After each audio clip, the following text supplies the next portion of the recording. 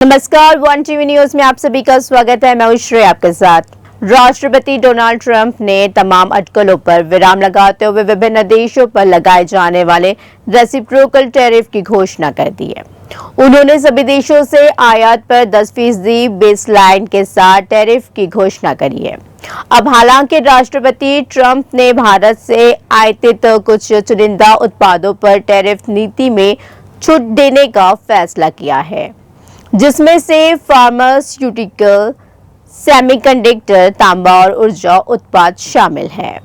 इसी फैसले को भारत के लिए एक बड़ी राहत के रूप में देखा जा रहा है, खासकर फार्मा सेक्टर के लिए, जो कि अमेरिकी बाजार में अपनी मजबूत उपस्थिति के लिए जाना जाता है।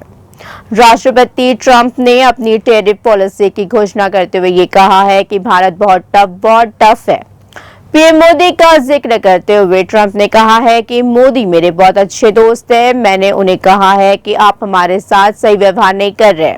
गौरतलब है कि ट्रंप ने भारत पर 27% टैरिफ लगाने की घोषणा करी है, लेकिन भारत अमेरिका पर इसका 2 गुना 52% टैरिफ लगाता है। डोनाल्ड ट्रंप ने टैरिफ की घोषणा करने वाले इस ऐतिहासिक भाषण को लिबरेशन डे स्पीच का नाम दिया है। ट्रंप की यह स्पीच 2 अप्रैल 2025 को व्हाइट हाउस के रोज गार्डन में हुई है।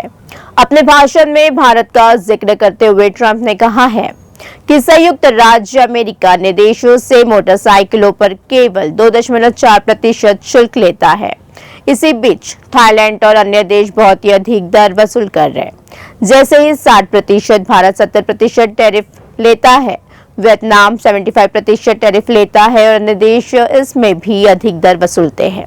जानकारों का ये मानना है कि ट्रंप प्रशासन द्वारा भारत पर लगाए गए 26% रेसिप्रोकल टैरिफ ने भारतीय निर्यातकों के लिए चुनौतियों और अवसर दोनों पैदा किया है।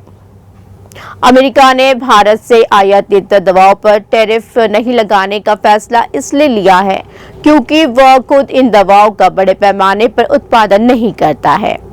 भारत अमेरिका को जेनेरिक दवाओं की आपूर्ति में पहला स्थान रखता है। ट्रंप प्रशासन का ये कदम अमेरिकी नागरिकों को सस्ती दवाइयां उपलब्ध कराने की दिशा में एक रणनीतिक निर्णय माना जा रहा है।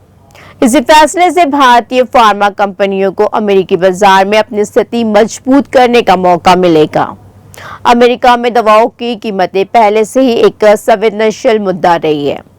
भारत से सस्ती और गुणवत्तापूर्ण दवाओं की आपूर्ति सुनिश्चित करके ट्रंप प्रशासन ने अपनी घरेलू स्वास्थ्य नीति को प्राथमिकता दी है। हालांकि फार्मा सेक्टर को राहत मिली है, लेकिन अमेरिका द्वारा लगाया गया 26% रेसिप्रोकल टैरिफ भारत निर्यातकों के लिए एक दोहरी तलवार साबित हो रहा है। ये टैरिफ उन सेक्टर्स पर लागू है जो छूट की सूची में शामिल नहीं है।